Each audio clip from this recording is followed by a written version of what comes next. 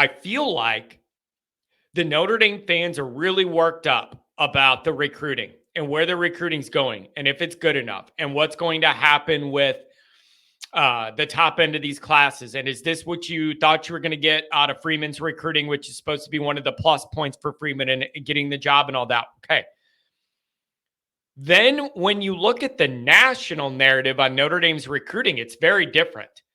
Did you see the big ESPN article? They did a big expose article, this long form article about how much Freeman's changed the recruiting operation at Notre Dame, nuts and bolts on the front end, on the back end, all the different ways they changed the recruiting and upgraded and made everything more modern and what they're trying to do. And this was a big article, well researched and thought out, put together, a big article there, all about how they changed that recruiting situation at Notre Dame. Then, now that I'm in the Sports Illustrated ecosystem, I have some people that work there that see what I write, more like a couple levels above me and Nick that check on the website and the articles you're writing to make sure you're formulating things the right way and doing what you need to do.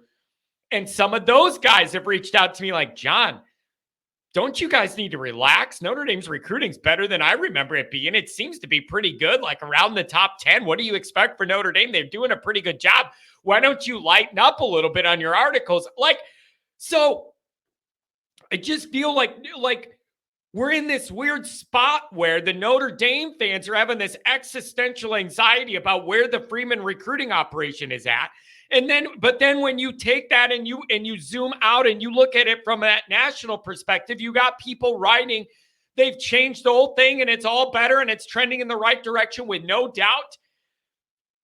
And I got people in the SI network that are saying, John, well, I don't know what you guys expect. They're doing pretty good for Notre Dame. What do you want them to do? Like, why don't you, why are you guys being so hard on them? So I just find that really, really interesting to kind of see the difference inside this fan base and some of the media compared to that outside perspective where they're giving Notre Dame's recruiting a lot of respect.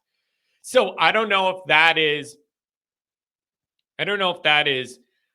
us really getting in the weeds, like not at a surface level, but really digging deep and having a total understanding of the guys we're losing and the way that things get close to all coming together and then kind of falling back apart a little bit. And the loss of momentum when some certain guys leave your class late or whatever. I don't know what it is.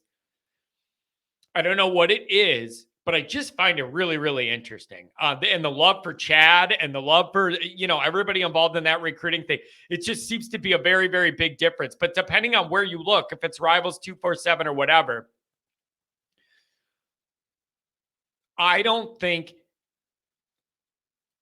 I need Notre Dame to be inside the top 10 when it all finishes, to feel like you're that you're really getting that extra kicker out of the Freeman and all the guys and whatever. It can't be mid-teens anymore. That's not what you wanted. That's not what this was supposed to be. You had a lot of that under Kelly. That's not what we're looking for, is mid-teens where you're finished. National guy could tell me to feel better about it all he wants. That's not where we all wanted this to be. So then I don't know what you do. Go in there and have a really good season.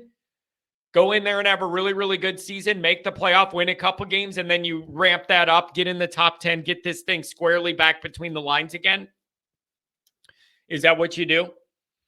But I just find that very, very interesting. I've read a lot of glowing articles about that the last couple of days. Very interesting to see the dichotomy there.